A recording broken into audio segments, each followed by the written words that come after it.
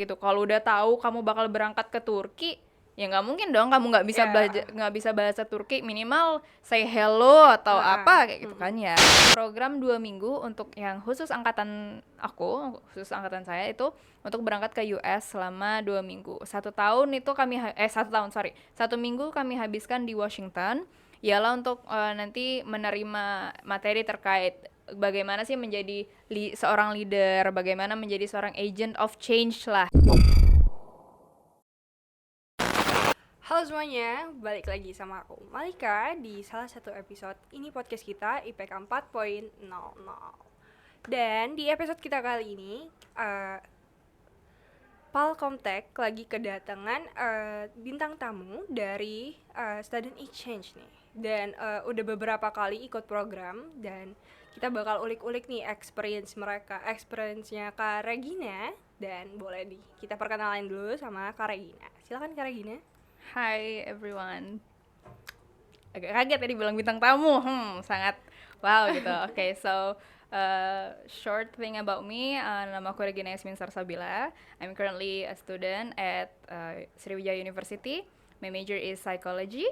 I'm currently on my seventh semester.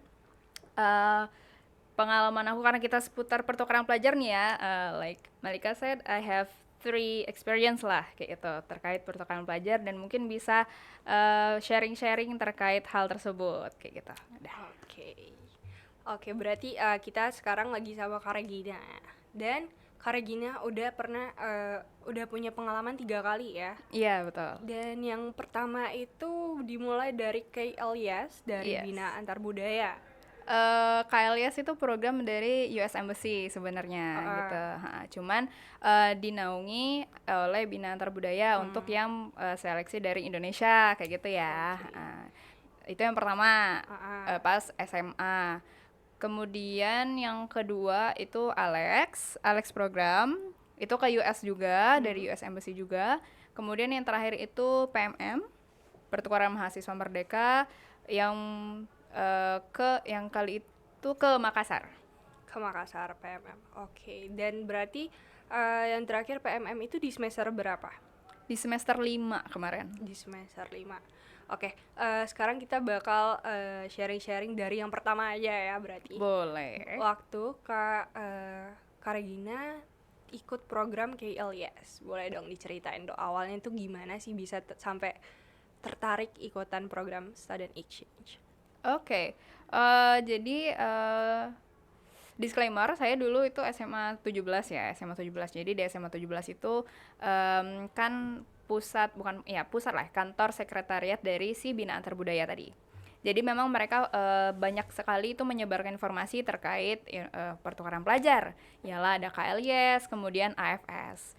Nah, karena memang senternya itu di sana, jadinya tertarik tuh dari kelas 10 kan, ada yang namanya program KLIS kayak gitu. Oh ya udah pengen ikut. KLIS ini kebenaran itu program beasiswa dari US Embassy. Jadi 1 tahun nanti siswanya yang lolos itu bakal sekolahnya itu di US. Pulang lagi itu nanti bukan ngulang kelas juga, tapi ya ngulang kelas lah ya jatuhnya. Kayak itu ngulang kelas sama 1 tahun, baru nanti ngelanjutin lagi. Jatuhnya kalau lolos KLIS ini jadi 4 tahun. SMA-nya. Iya, SMA-nya 4 tahun. Nah, aku kalau nggak salah daftar tuh dari kelas 10 ya, dari kelas 10 mengikuti semua rinciannya, seleksi pastinya panjang ya. Iya, seleksi chapternya, ada wawancara lah ke ininya kan, seleksi diskusi kelompoknya dan lain sebagainya. Kemudian alhamdulillahnya lolos sampai ke seleksi nasional, kemudian sampai kemarin tuh sempat juga itu orientasi nasional karena udah lolos kayak gitu ya ke US. Sebenarnya udah dapat juga tuh ke keluarga angkat. Oh ya, disclaimer juga untuk KLIS itu tuh setelah kamu lolos itu bakal tinggal 1 tahun sama keluarga angkat di sana. Tahu gitu. Host family ya biasanya. Iya, host family gitu. Udah dapat host family, udah dapat placement. Aku kemarin niatnya itu di Illinois, cuman karena ya COVID lah ya. Jadi sadly ya, di pas 2020. 2021 I supposed to go to US, but COVID hit and I cannot go there, so the program turns into like virtual program. So kegiatan aku masih, ya aku tetap bersekolah lah ya, bersekolah. SMA aku tamatkan dengan 3 tahun, tapi kegiatan KALIAS aku tetap berjalan dalam 1 tahun itu, ya secara virtual. Kegiatannya apa aja? Kegiatannya itu mostly talking about, I present about Indonesia to people at US. I mean like biasanya kemarin itu aku pernah presentasi soal Indonesia ke anak-anak Girl Scout dari Naipen Pathways, kemudian dari si mahasiswa kalau nggak salah, mahasiswa dari di New York juga kayak gitu. Jadi emang mostly kegiatannya itu cuma presentasi. Dan juga emang ada kegiatan lagi nih buat kami, misalnya mengenal dengan teman-teman yang dari luar negeri yang lain kayak gitu, berkumpul di dalam satu Zoom. Itu sih paling untuk kegiatan KLS tuh nggak terlalu banyak yang bisa aku ceritain, karena emang ya pertukaran pelajarannya secara virtual kayak gitu kan. Even though like that, I still gain a lot of like knowledge about it. I still have like an experience to get to know people around the world, you know, yeah. Even just face them on Zoom on my computer gitu. Dan juga pastinya rasanya walaupun sayangnya COVID tadi, pengalamannya tetap ada ya. Iya, dan exactly. bertemu dengan teman-teman yang baru, dan tentunya itu dalam satu Zoom itu jadi bukan cuma dari US aja ya. Iya, kemarin tuh saya kan presentasi nih soal Indonesia. Itu ada temen itu satu, aku lupa dia dari mana ya, Eronita tuh dari mana aku lupa, tapi dia bukan dari US, tapi kalau nggak salah dia dari Pakistan, kalau nggak salah Pakistan atau Turki kayak itu.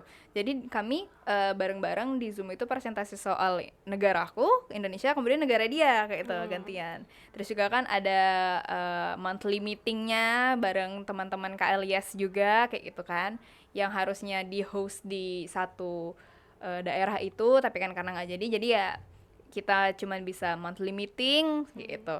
Jadi ya ketemunya cuman di Zoom kayak gitu. Oke. Dan mungkin ada teman-teman yang pengen tahu ya syarat-syaratnya untuk ikut program-program pertukaran tuh gimana sih, kayak mungkin apa bahasa Inggrisnya yang harus stabil atau based on TOEFL or IELTS. Kalau KLIS kemarin TOEFL ya?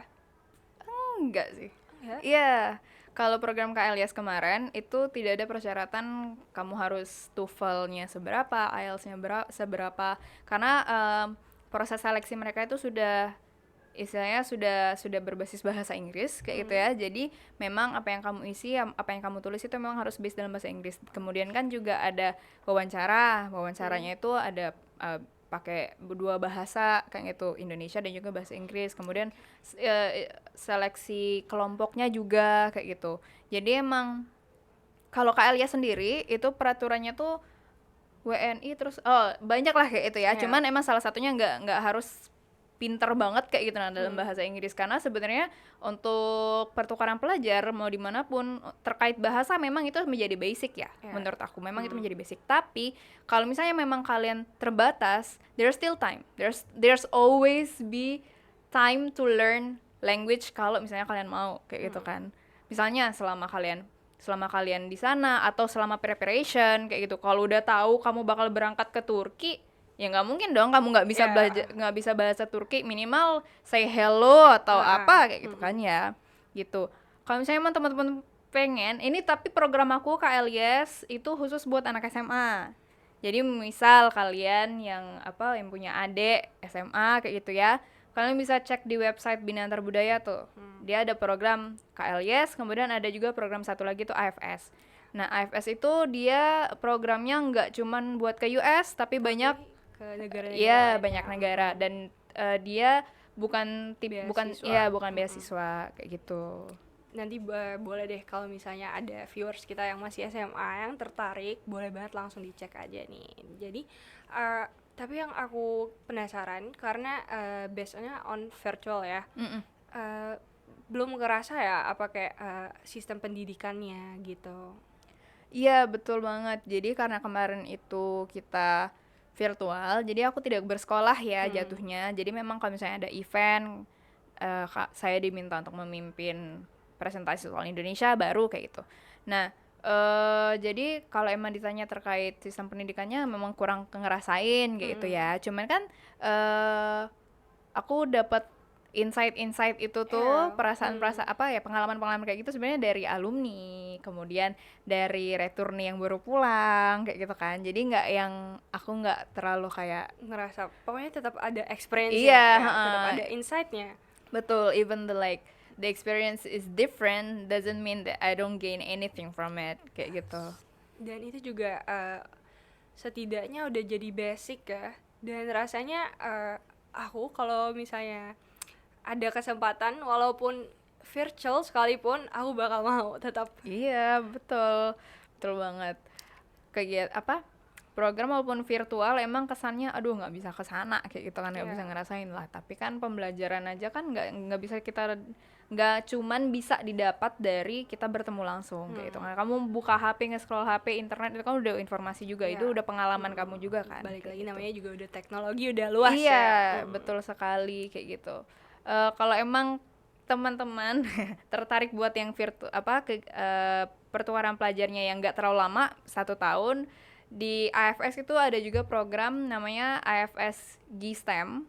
GSTEM itu tuh jadi dia tuh nggak sampai berbulan-bulan, nggak sampai 1 tahun programnya. Kalau nggak salah tuh ada yang 6 minggu, ada yang 6 minggu, dan dia itu virtual dulu, nanti baru kayak seminggunya itu baru keluar negeri, baru ke negara asalnya, kayak gitu. Kalau emang ada yang tertarik tuh, misalnya, aduh 1 tahun kelamaan kak, kayak gitu kan, pertukaran pelajar, kayak gitu kan, ngapain gitu kan, nanti nggak disuruh ngulang kelas, nggak mau, kayak gitu kan. Kalau emang kalian kurang tertarik, ada AFS yang dia 3 semester, 3 bulan doang, atau kalau emang kalian mau 6 minggu, tapi dia virtual, nanti misalnya dikasih kesempatan ya a few weeks maybe kalian bakal berangkat ke negara asal gitu. Dan itu untuk program yang pertama. Ya. Selanjutnya program yang kedua, Alex, American Leadership Experience Program. Untuk Alex ini sebenarnya ini berkaitan sama Kak Elias tadi ya. Nah, karena Kak Elias kemarin itu aku virtual programnya, jadi US Embassy itu memberikan semacam kompensasi lah ya. Kata izinnya itu adalah kompensasi program 2 minggu untuk yang khusus angkatan saya itu untuk berangkat ke US selama 2 minggu. 1 tahun itu 1 minggu kami habiskan di Washington, ialah untuk nanti menerima materi terkait bagaimana sih menjadi seorang leader, bagaimana menjadi seorang agent of change lah kayak gitu ya.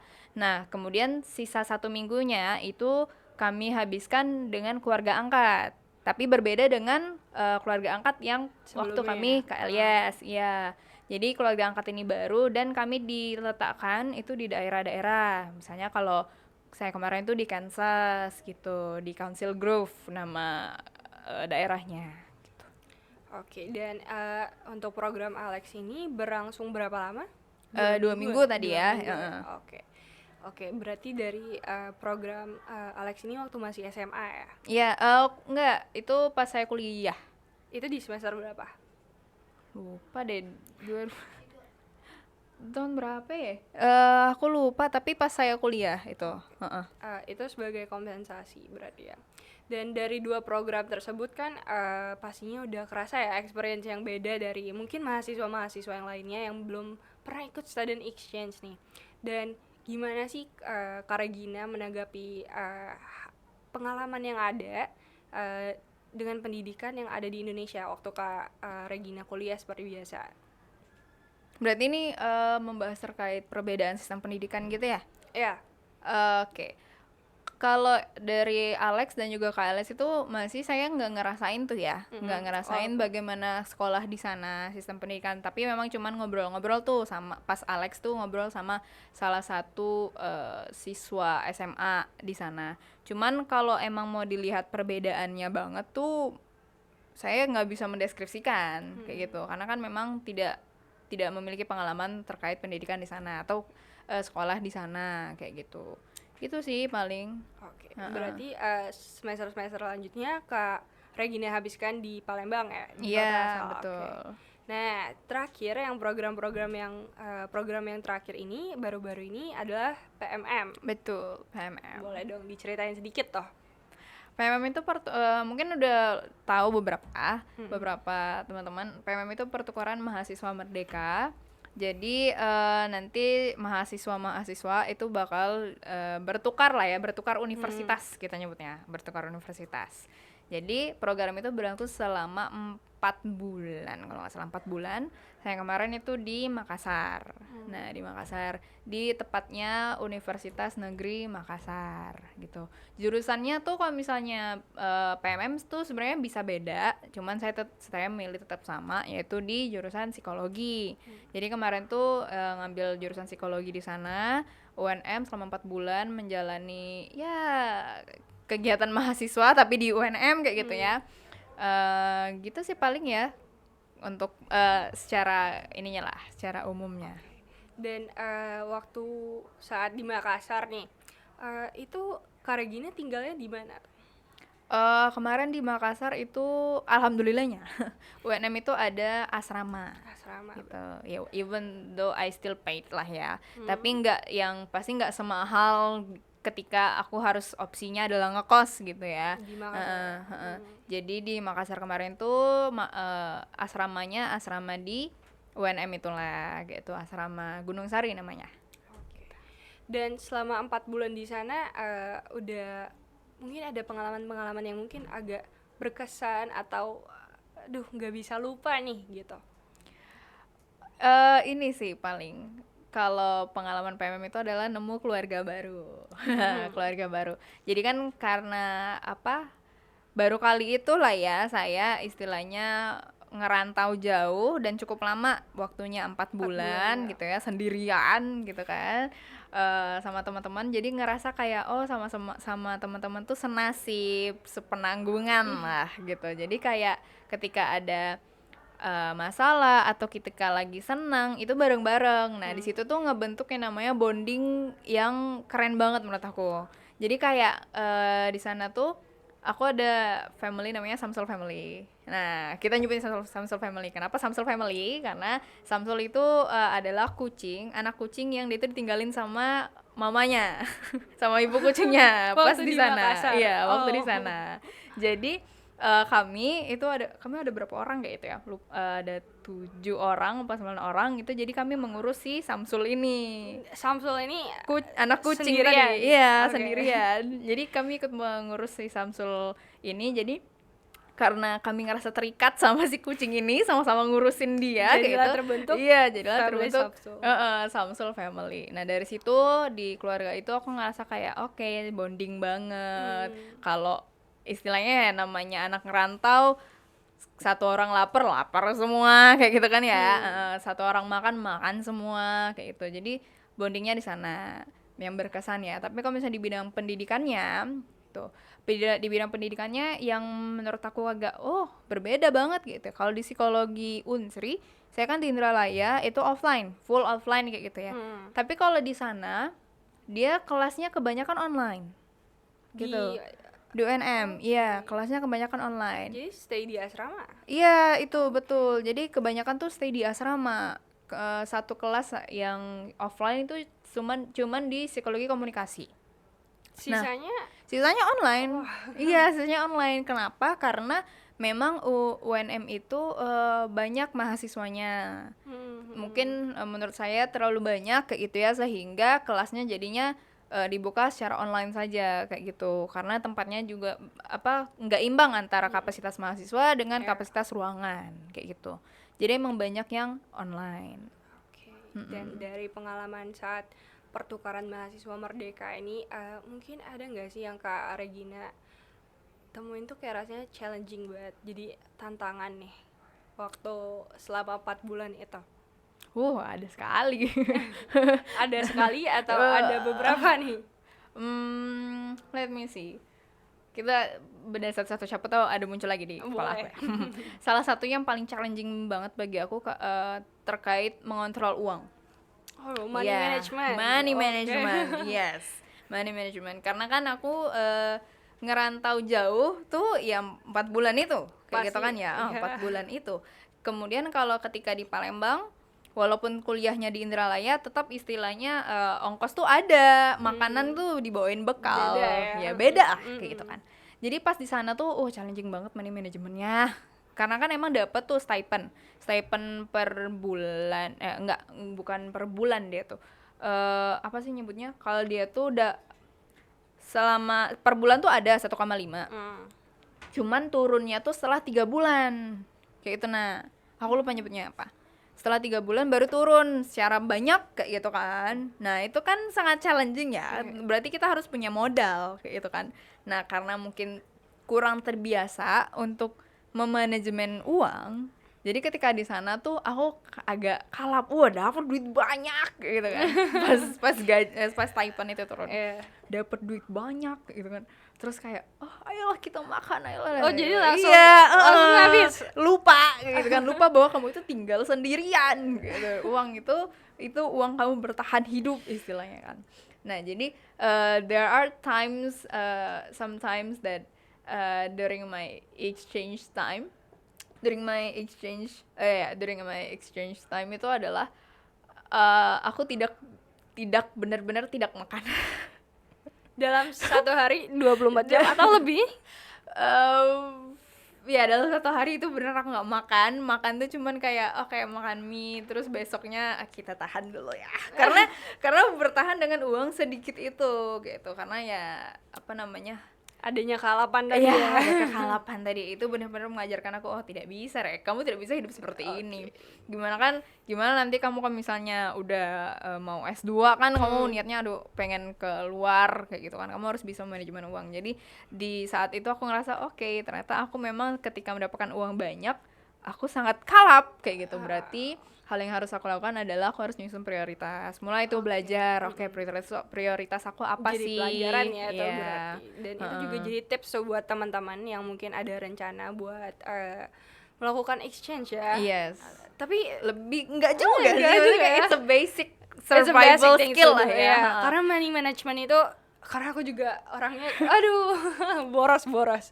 Dan memang dari awal tanpa exchange pun kita udah harus prioritasin yang mana yang paling penting, dan itu juga dari tanggung jawab diri sendiri. Yes, exactly. That's really important. Ujung-ujung balik ke duit ya. Iya, walaupun dibiayain sekalipun. Betul banget. Dan oke nih, dari pengalaman PMM tadi kan udah ketemu yang berkesan, udah yang jadi tantangan dan jadi pelajaran, dan dari pelajaran-pelajaran tersebut kayak bisa banget ya tentunya kan dijadiin pengalaman untuk Kak Regina ke depannya, dan malah juga Kak Regina udah punya rencana mau S2 ya. Ini kalau boleh dikasih kisi-kisi mau kemana nih kira-kira? S2 ya? Oh, it's still a secret. Lihat aja di regina.ries. Oke, itu Instagram ya. Oke, teman-teman kita follow ya Instagramnya. Gak juga, tapi ya udah silakan kalau mau follow. Tapi emang rencana S2-nya mau ambil apa tuh Kak? Karena aku di psikologi, aku stay di jurusan aku ya, psikologi, tapi paling aku masih bingung lah apakah mau ngambil arahnya ke PIO kah atau ke pendidikan kah, kayak itu masih mikir-mikir dulu. Berarti masih perlu dianalisa dulu mau yang kemana, butuhnya kemana juga. Betul. Dan kalau untuk S2 ini maunya ambil exchange juga atau memang mau full S2-nya di luar? Kisi-kisi yang itu aja deh. Kayaknya sih niatnya itu aku pengen keluar negeri, tapi harus izin dari orang tua dulu ya kayak gitu, karena S2 kan cukup lama tuh 2 tahun, dan I have to survive in other people's udah country beda gitu ya, udah beda banget gitu sih. Dan oke, dari Kak Regina kan udah punya nih 3 pengalaman yang satu aja orang tuh mungkin ngedapetinnya susah, tapi alhamdulillahnya Kak Reginanya dapet 3. Dari 3 tersebut kalau dikasih kesimpulan, tentunya banyak ya pengalaman-pengalaman yang Kak Regina dapetin yang mungkin mahasiswa lain belum pernah ngalamin, yang kan bisa ya jadi pelajaran untuk hidup Kak Regina ke depannya. Boleh nggak sih diceritain mungkin untuk mahasiswa atau teman-teman kita yang nonton, biar punya kisi-kisi insight sedikit lah dari pengalamannya Kak Regina. Pengalaman aku ya? Yang bisa dijadiin pelajaran toh. Yang money management. Oke, udah itu nomor 1 ya, on the top of the list. Enggak. Ini sih yang aku pelajarin tuh adalah kamu tuh harus terbuka dengan semua opsi gitu sih kalau dari aku ya. Mungkin kamu udah punya pengen tuh, kamu pengen kemana, oh kamu interestnya misalnya di sistem informasi gitu, tapi kan di sistem informasi kan untuk misalnya kita ngomongin job spec-nya ya, job spec atau apa, ya pekerjaan dari sistem informasi itu mungkin cuma ke satu pokok ini kayak gitu ya. Tapi kan di lain itu kan kamu banyak pilihan lain. Oke, mudahnya bagi aku ya, karena aku nggak paham SI. Jadi misalnya kayak gini, jurusan psikologi nih, aku kan jurusan psikologi, banyak kan peminatannya, misalnya kayak ke PIO, klinis, pendidikan. Aku dulu itu sangat tidak pengen ke pendidikan. Gitu ya, aku pengen ke PIO. Cuman aku mulai belajar tuh dari ini berkaitan juga sama pengalaman kemarin, aku tuh harus terbuka dengan semua pilihan. Terbuka lah dulu, pilihan apa aja kamu join lah dulu, kamu ceburkan diri kamu dulu deh kayak itu, nah ke semua tempat-tempat itu. Di situ kamu bisa tahu mana yang kamu prefer, mana yang kamu pengen, mana yang menurut kamu oh ini bisa, oh ini kayaknya bisa tapi kayaknya lebih mending yang satunya kayak gitu. Dari situ kamu bisa tahu apa yang kamu pengen, apa yang kamu butuhkan kayak itu. Itu sih yang paling mengena di aku ya. Karena sama halnya dengan kamu pertukaran pelajar, ketika kamu ke tempat itu tuh tempat yang tidak kamu kenal. Orang-orangnya berbeda, budayanya berbeda, cara berbicara mereka berbeda, bahasa mereka berbeda dan lain sebagainya, itu bakal beda. Jadi kalau misalnya kamu masuk ke area itu dan kamu menutup diri, itu tidak bisa berkembang. Kamu bakal stay di tempat itu dan kamu nggak bakal bisa berkembang kayak gitu.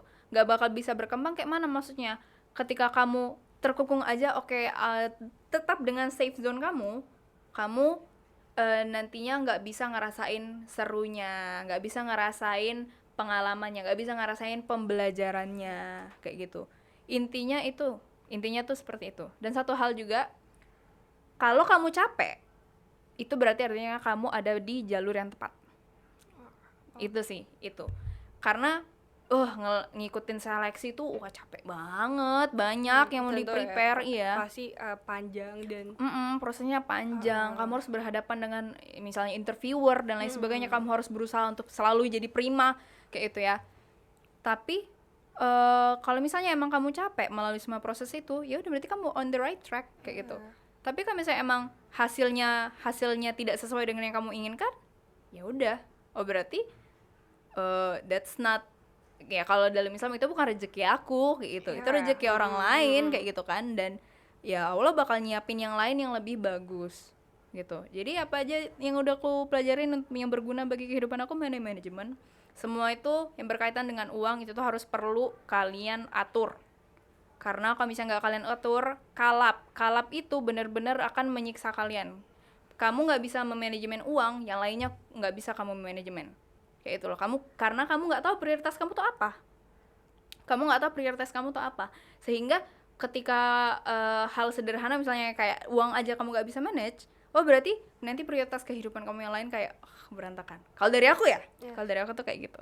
Aku ngeliat diri aku tuh kayak gitu. Kemudian yang kedua tadi apa? Aku lupa. Keterbukaan. Ya, kita harus terbuka sama semua pengalaman, terbuka sama hal-hal yang menurut kalian nggak usah, kecil itu, kamu kan belum ngerasain. Ya kan? Kamu belum ngerasain. Menurut kamu kecil, mungkin menurut orang yang udah terjun ke sana itu berat. Kamu harus rasain dulu kayak gitu.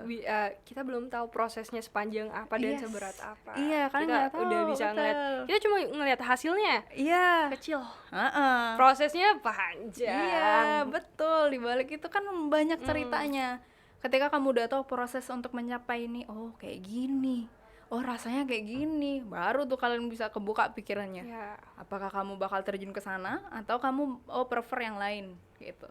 Kemudian yang ketiga adalah Stock me. Apa? Aku pun lupa apa yang ngomongin. Apa? Stock me. Ya, karena tadi cuma makan mie sehari, selanjutnya besoknya tahan. Enggak, please. Jangan. Gak, karena kan tips satunya udah money management. Iya, money management Jadi itu. nggak perlu nyetok mie. Iya, nggak perlu. Kalau udah money management ya udah, setidaknya kamu udah tahu lah ya kayak itu kebutuhan kamu di mana. Masa kamu ngedahuluin beli HP bagus Tapi makan instead of nggak makan kayak gitu nggak kan. 4 sehat 5 sempurna. Iya, benar gitu. Ada tadi yang ketiga pembelajaran yang aku bilang, cuman kayaknya aku lupa, tonton aja di sebelumnya. Tapi kalau untuk keterbukaan itu pasti ya, karena kita butuh banget, karena kita terjun ke suatu tempat itu tentunya untuk pengembangan. Tapi tetap aku perlu mention ini buat teman-teman atau viewers yang nonton, tetap harus ada pengontrolan dari diri Iya, sendiri. Ya, betul. seterbuka apapun kamu tetap harus bisa kontrol diri kamu sendiri, karena itu hal yang penting. Betul, iya. As a grown up, kalian pasti tahu mana yang baik dan mana yang buruk, kayak gitu kan. You have to control that. Kamu tahu itu, oke, aku harus terbuka karena dibilang Kak Regina, ya bagus, thank you Malika udah di-mention. Karena Kak Regina bilang terbuka, aku harus terjun ke semuanya sampai ke hal-hal negatif juga. Enggak juga. Mungkin karena mungkin mereka udah kepengen nih, udah terbutakan sama kepengenan mereka yang pertama. Betul. Jadinya menutup diri dari opsi yang lain, padahal ya kita nggak tahu ya. Iya, banyak kesempatan di luar sana gitu.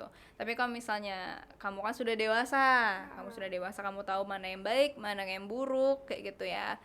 Terbuka sih terbuka, cuman jangan yang hal-hal negatif juga kamu terbukakan, kayak gitu. Begitu sih. Pokoknya yang jelas nih, yang aku tangkap dari Kak Regina, take the change. Yeah. Okay. Take any chances lah ya. Yes. Take any chances. Of course. Positive chances. I like how you talk. For real. Why?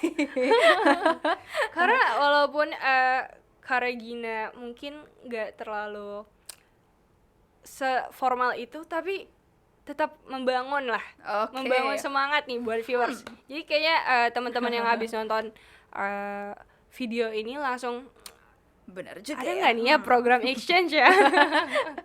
Oh, banyak sekali. Banyak ya. tentunya, nggak cuma dari 1, 2 atau yang udah diikutin Kak Regina. Banyak banget. Betul. Di internet itu full exchange, tapi memang mungkin ada pilah ya. dipilah ya. Betul. Harus dari naungan-naungan yang benar-benar Exactly, Yes, betul. Yang benar-benar terverifikasi lah kayak gitu ya. yang memang karena udah banyak ya pengalaman-pengalamannya. Betul. Karena memang ada beberapa tuh even di Bina Antar Budaya itu beberapa itu tuh ada scam kayak gitu. Yang scam. mengatasnamakan ya. Yes, betul, mengatasnamakan Jadi Bina Antar memang Budaya. tetap Jadi kayak, harus hati-hati. Betul. Itu dia tadi episode Student Exchange nih ya. Makasih banyak banget Kak Regina atas sharingnya, insight-insightnya yang udah bisa di-sharing ke viewers IPK 4.00. Dan episode kali ini benar-benar banyak banget sih insight-insight yang aku tangkap dari money management, keterbukaan atas opsi-opsi ya, stock me, enggak ya. Thank you banget ya Kak Regina udah bisa hadir ke IPK 4.00. Oke, teman-teman. I'm so happy to be here. Oh, for real? Yeah. Please do. Oke, jadi itu tadi episode kita kali ini. Terima kasih banyak udah nonton sampai habis. Jadi jangan lupa buat like, comment, dan subscribe. Oh ya, buat teman-teman yang viewers kita yang masih SMA ataupun yang lagi cari kampus di Kota Palembang, jangan lupa buat kepoin Institut Teknologi dan Bisnis Palkomtek yang ada di Jalan Jenderal Basuki Rahmat nomor 5. So, I'll see you guys. Bye.